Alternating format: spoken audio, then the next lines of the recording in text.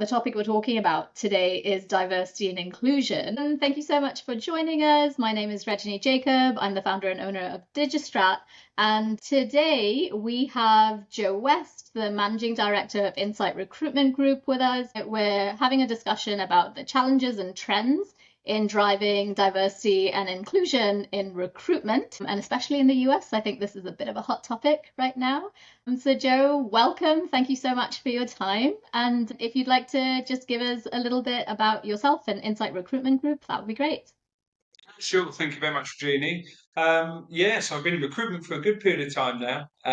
Obviously, I've been at Michael Page. It was a big global corporate recruitment firm, focused mainly on UK recruitment, but they had the US operations. And since I've joined Insite Recruitment Group, who specialise in professional services recruitment across the UK and US, really. So it's interesting to see the different dynamics. And I think coming from a larger corporate background where there's naturally been more talk and drive around DE&I, it's always been something that I've been quite interested in.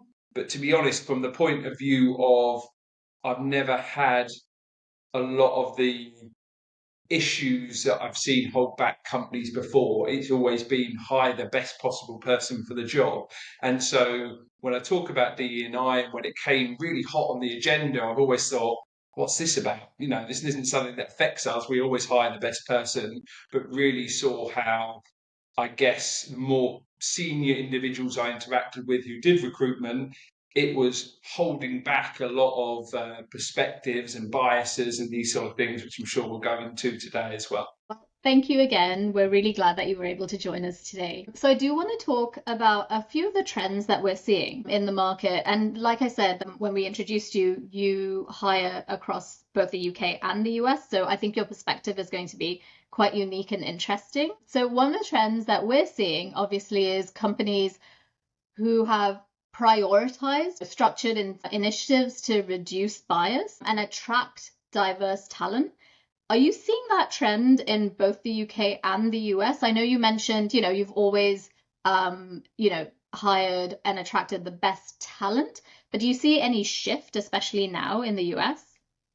Yeah, certainly. I think, we've seen the Trump effect occur quite quickly, I guess, where a lot of companies have repealed the real focus on DE&I.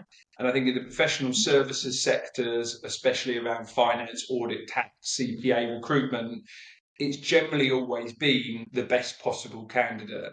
Now, in that professional services and fully qualified market, that naturally has a discriminatory factor to it because people entering that career in that professional services arena are people who normally come from middle class backgrounds, from they've gone through the university college route, and therefore people from lower social economic backgrounds tend not to break into that category.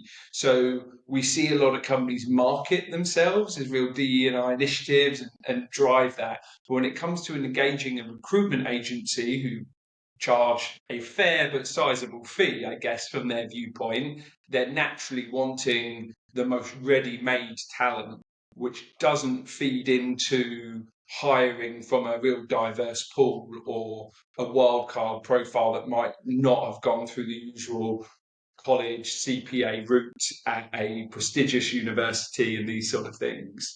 I think in the UK, the D&I initiatives have been more solidly followed.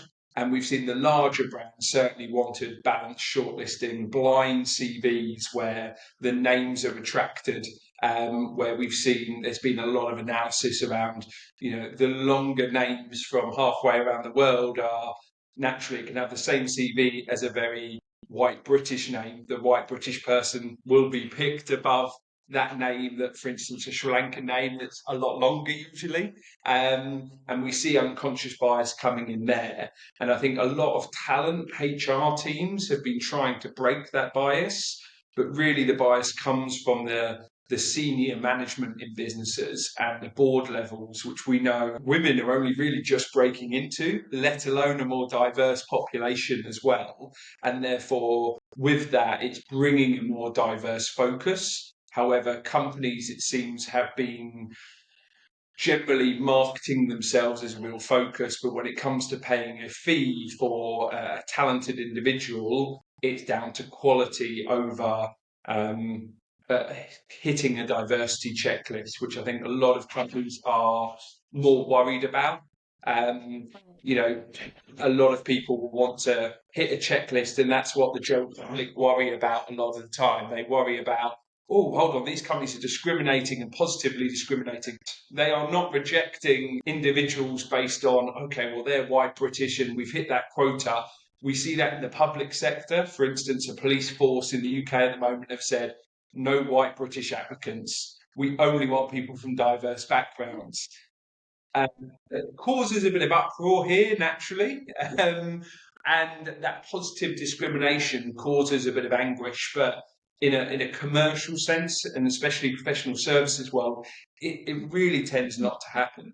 It's a positive if that strong candidate is from a diverse background. However, if they're not, it's not a deciding factor, and we're not seeing that at any level of seniority really. Well, that's good to hear. I also, and because you spoke about this, about retracting names and sending over blind resumes, is that something that Insight Recruitment Group does on a regular basis, or is that specifically if it's asked of that way?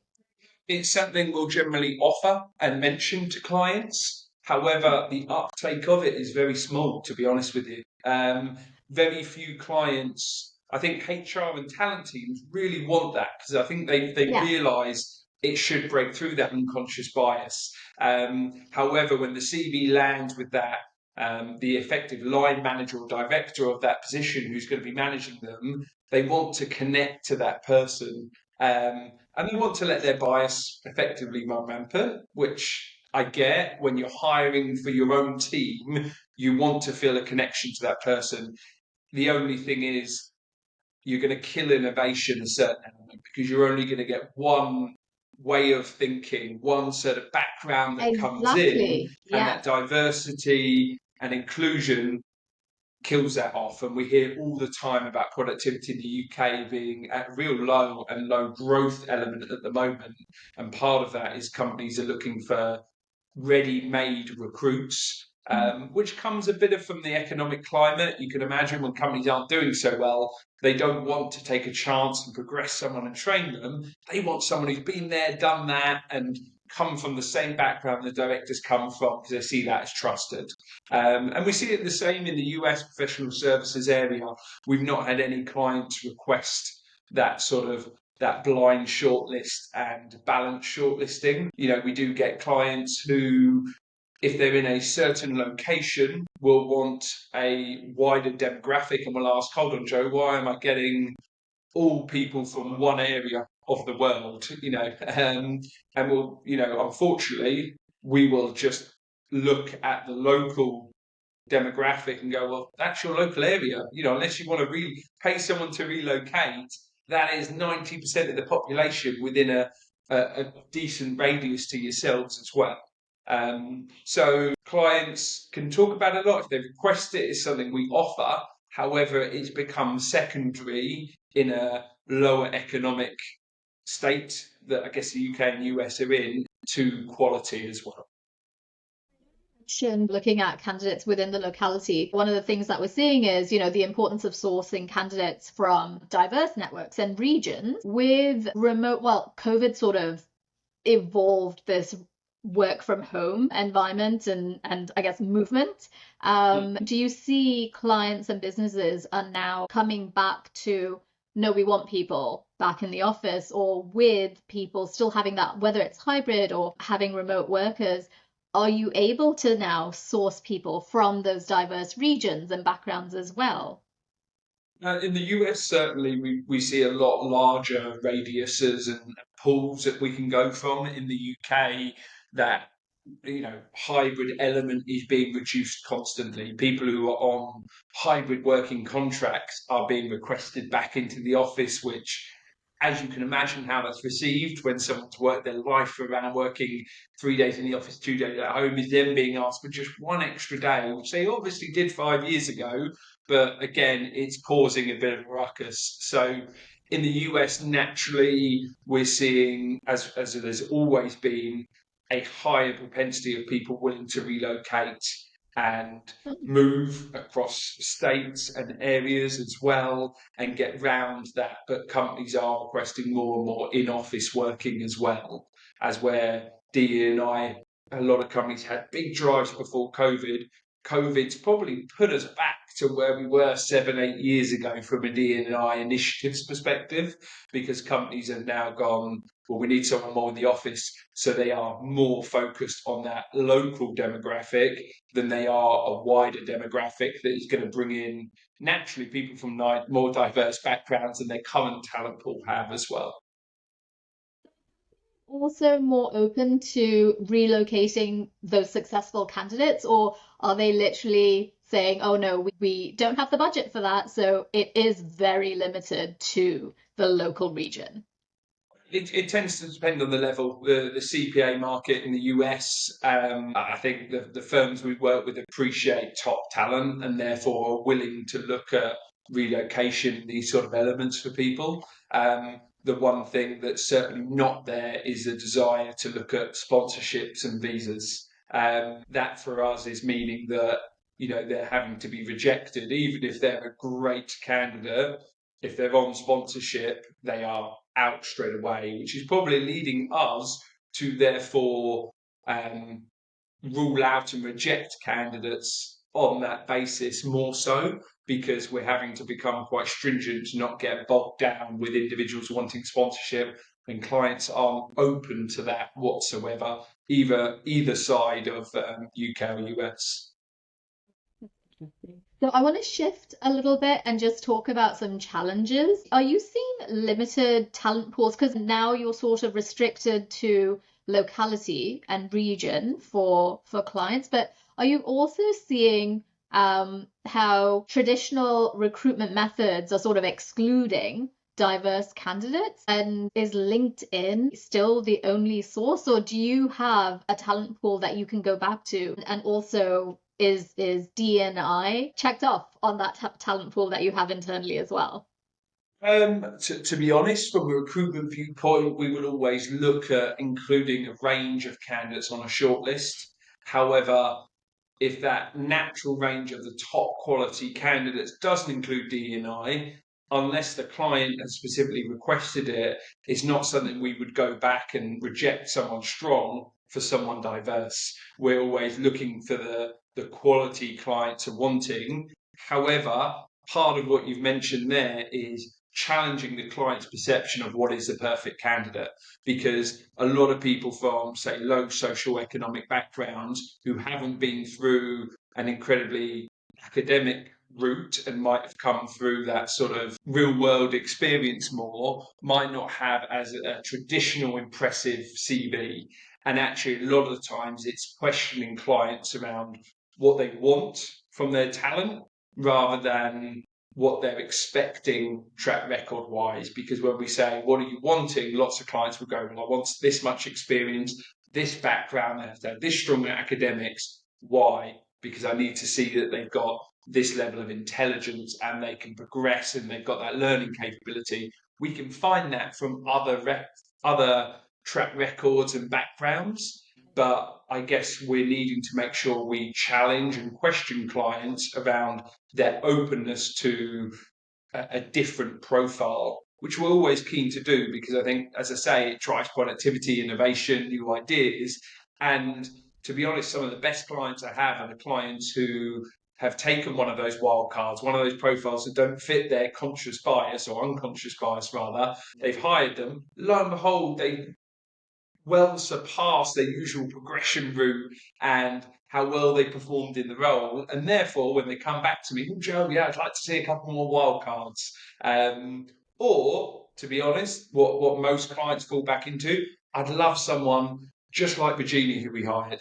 And I go, okay, well, remember, you didn't actually want to hire Virginia. You wanted someone from this background. So let's be open. I'll find you someone who's got the right skills. And that's where, especially in the UK, we're seeing a lot of talk from talent HR teams around skill-based hiring, that's trying to remove unconscious bias, however, failing in elements because how you judge the skills sometimes is based on background and track record, which feeds into a certain talent pool a lot of the time as well. Yeah, like you mentioned, without that diversity in not just skill set, like just backgrounds as well, you don't get that different perspective because everyone that you bring in, if they look the same, if they have the same experience, if they went to the same schools, what you typically see is the same way of thinking as well.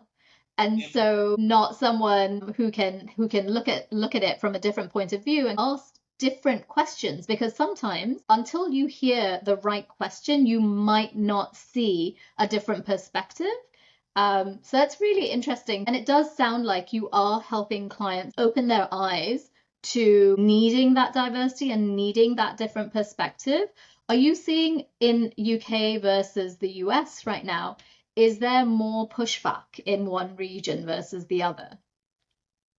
I think, to be honest, the senior CPA market in the US, they're naturally wanting a pretty fixed criteria, which is the nature of the level we're recruiting at, I think more so. When you're recruiting at junior level, perhaps there's more flexibility. At the senior level, naturally people are wanting to see really established track records as well. And even in the UK, a lot of clients will judge the candidate based on the firm they're working at the moment and go, we've hired people from that firm, let's take them. Now, that firm's hiring policy might have been really undiverse and no equity and inclusion in there, and they've only hired from a certain university, but they're not trying to discount a diverse perspective, but their hiring success previously has been driven by a certain strategy, which probably doesn't include the sort of initiatives that they'll want to include. And I think especially in the UK, we're seeing every company wants to include DE&I. Everyone wants to do that. In practice, they're really struggling in finding a way to do that amongst the volume, which I think we'll come on to, but also in a way that will guarantee success and performance when economic situations are hard across both countries at the moment. So naturally, people want performance over diversity probably at the moment. Hopefully that changes. As I say, before COVID, we saw more and more companies, especially in the UK, requesting a balanced shortlist, blind CVs. Those requests have drastically dropped since COVID as well, with everything that's happened since, worldwide and globally. How do you weed through that volume when there's overqualified candidates that are reaching out? There's people with no boundaries when it comes to region. And are you using tech to help you with the volume? Like how is Insight Recruitment Group dealing with it? So for us, we've being a more agile company, we're not a big corporate, so we use a quite advanced tech stack and AI tools that help us whittle out that volume. Because normally a lot of clients come to us when they try to recruit for themselves as well, or thinking about And they're doing it. overwhelmed. Yeah, they get an Yeah. advert and they get 300 people. Now, for us, I can go through 300 people in maybe 10 minutes to filter through the people who have um, probably been in the UK for the last 5 years, for instance, are unlikely Mhm. to be on a visa within a 15, 20-mile radius, and match the core skill set of the role. And then I'm calling through from 300, the top 20, and we're going through our screening policy. However, that in itself probably rules out some people who they might not have been in the UK 5 years, but they'll be on a visa. Right. They won't even need sponsorship, but straight away they're going to category of, unless if you've been overseas for the last 5 years, you're probably going to be on a visa. Therefore, we can't spend half an hour going through our screening, do reference checking, and do that side, because naturally clients are coming to us for results. And a lot of companies, when they go to recruitment agencies, probably don't appreciate the process that happens and the screening that we're putting our brand and name on the line for the candidates we submit. So too many recruitment companies try and please their client with a shortlist that plays into their biases a lot of the time, rather than here's a junior who's really progressive, has come through a different route, but actually has shown from this achievement in their role that they're going to be able to take that up and learn that very quickly. That takes a higher level of screening that we're digging into more than a keyword search as well. Which I appreciate companies need to do now to whittle out the volume. But by doing that, they're playing into biases of, okay, we want someone who's been at a red brick university, a top university in the UK, and been through this route. Yeah. No, that's exactly it. And one of the questions I have is even with a tech stack and AI to help with all of that volume, do you find that even the tech has a bit of unconscious bias? Because I completely understand, like you can't say in targeting criteria or keyword criteria of the tech stack, you can't go ethnic background. So are you seeing that even with the tech stack that's helping? Yeah, certainly. And especially now the growth of AI agents, where AI is learning recruiters' search preferences and internal talent team search preferences. So there's a new tool that's been trialed globally that's an AI agent for recruitment, and it effectively learns from what the recruiter is liking or not liking on a CV. So naturally, it is then learning the person's bias and playing into that, which means that we're in a quite dangerous category where unconscious bias is going to become more prevalent because people are, unbeknown to them, going to be clicking, oh, I don't like this CV, they've not been in the UK for 5 years. And therefore, someone who might have been in the UK for 10 years, moved overseas, got some experience in Europe, come back to the UK, but they've only been in the UK for the last 6 months, then they're wiped out straight away. And likewise, certain universities, or I like this person because they've been to Oxford, and then they've gone in to do their ACA exams at a big four firm. It's naturally those people that are from some lower socioeconomic backgrounds that don't get into Oxford but go to a top university and might actually be brighter, don't ever get a chance to get into Big Four, which we've seen a lot of the professional services firm have done quite a lot on scholarships, apprentice programs to try and break that mold. However, when we look at our talent insights and our tools that tell us where the top professional services firm hires from, it's largely weighted to the top universities, of course, and same in the US, you know. So for us, I think people are rushing to use AI and really build it in because it will save them time and hopefully mean that, you know, that time saving means they can be more efficient and productive. However, they're going to end up, if you have the same recruiter for a good number of years recruiting for your company, that they're only going to be finding one type of talent. Now, you might like that talent, but if that talent doesn't come with diverse backgrounds and ideas, there's going to become a point where your succession planning is therefore hindered because you've got 10 Bobs in the company that all have exactly the same background and ideas, and that diversity then might then mean innovation suffers as well. Just personally, so my full name is Rajni Jacob Alamkanapura. And so when I first moved to Canada, my name on my resume was Rajni Alamkanapura. And I remember because back then, this I moved to Canada 20 years ago. I don't think anyone was doing blind resume reading. I don't think anyone was looking for just skill set. And they would see my name and they'd go, well, maybe there's not a language barrier per se, but maybe there's some kind of difficulty and we're not entirely sure if we would like to deal with that difficulty. And I remember a friend of mine telling me, because my name is Jacob Alamkanapura, and I remember him telling me, why don't you just try changing your name to Rajni Jacob on your resume? See what happens.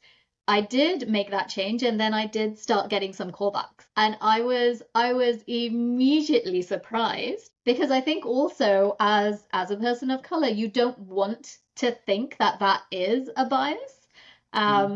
been growing in my career here for 20 years. I love that people are now intentionally and consciously trying to remove some of that bias and unlearn a few things. And so now, whenever I see resumes, when I was hiring as well, whenever I see resumes, I would literally try and hide the name at the top and read the bottom of it. But then I also understand, like you said, you're trying to get that personal connection, because I also wanted to know what type of person they were as well outside of work. You're bringing in someone to join the culture and you want to know how they're going to either contribute or affect the culture either way. So there's this balance between, yes, definitely blind resume screening, but at the same time, I don't want to bring someone in that's going to be disruptive to a healthy environment that we might have. For Insite Recruitment Group, has this been a challenge, or because you've been doing this for so many of your own clients, when you do your own recruiting, when you're hiring for your own teams, do you already know how to put your best practices in place and get the right people? To be honest, because I'm the hiring manager, I don't need to put in processes because I know I'll see the person and I'll give them a chance. Recruitment, we don't need an established degree from a big top university or anything like that. It's more down to personality. So for me, I'll always have a phone call with the person, even if I think, don't know about that background, let's see. But so because I'm the hiring manager and I'm aware of my biases because everyone has them. If someone says, I've got no biases, I'm like, yes, you do. You know, it's like you play football and you end up asking someone if they support a football team and they support a different one. You have a bit of banter between you. That is your bias playing out because you'll naturally have more connection to that person than if they play a sport that you've never even come across or dislike, for instance. And for me, I've had the benefit of where I was at a large corporate global recruiter, having a lot of diverse opinions. And I'd probably frustrate a lot of people. And there was one lady in particular who I love, Sonia, who will probably hopefully see this. And she would always challenge me on my perspectives and these sort of things. And I really enjoyed that. I think she had to learn that it wasn't me being difficult, it was me asking questions to learn about it and want to be educated on how does that land from your viewpoint? Even early on, it was like, really, is the police force racist and these sort of things, and it would take individuals sharing their experience to make me look at it from a different perspective. But I was lucky enough that I'd hired people with the right skill set that were from diverse backgrounds that then have influenced me over the years to go, well, hold on, they've actually become a top performer and they're from a different background to that top performer I've trained. So I've never worried. It's more about skills, personality, and recruitment. And I see how clients in the professional services areas fall into that trap because naturally they're looking at qualifications, university grades, and they need to because it's relevant for their job. But there's an element where they also need to look at the skill-based hiring and people from different backgrounds and look at what criteria their top performers have. Is it just they've been to that university, or is it actually they've shown a larger amount of initiative or whatever it might be? And that's where I think talent HR teams need to probably analyze their own workforce a lot. A lot of the analysis we see is gender pay gap reporting and reporting on their own diversity, but not looking at actually the success of that and where's that influenced and improved things. That's a harder thing to measure, which is probably why the uptake and focus on it is only half there, I'd say, really. So with that being said, if there were, I don't know, maybe your top three strategies or pieces of advice for people who are trying to be more inclusive and trying to unlearn and be more aware of their unconscious biases, what would you say are your top maybe two or three pieces of advice to the businesses that can start to implement some of those things? Think, like you say, in regards to looking at blind CVs and picking them and then reading through them unblinded and seeing who you pick is always interesting. Or likewise, you've probably read them, so getting your colleague to read them blinded while you read them unblinded and seeing if you have the same sort of view can be quite a good exercise. I think speaking to those people who may be in the business already that haven't come through that traditional route, and finding out about what's led them to be in that same, especially professional services, CPA in the US, that world. If they've got into that world and they're at the table, it's going, well, what route did you come through? What did you have to overcome to get there? And you realize, oh my Right. God, they've got higher level of resilience because they've had to come across more adversity, or without the guidance and support of mentors around them, which we see a lot with people from lower socioeconomic backgrounds and diverse backgrounds. If they haven't got the mentors being through that route, it's very hard to get that guidance. And unfortunately, school career counsellors just don't have enough knowledge to be able to share and do that as well. The other element is to give it a try.